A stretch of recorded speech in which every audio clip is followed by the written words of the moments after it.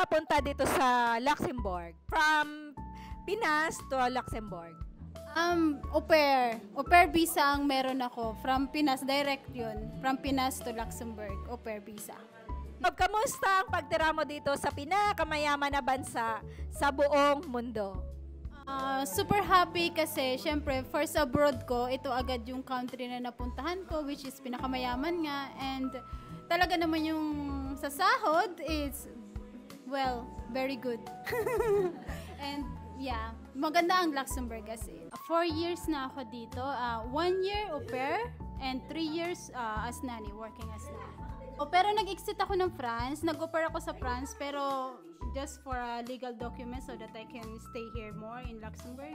And that's it. I already processed my, but my English. I already processed my working permit, and yeah. So until now, ongoing pa rin yung mga renewals ng permit, and yeah.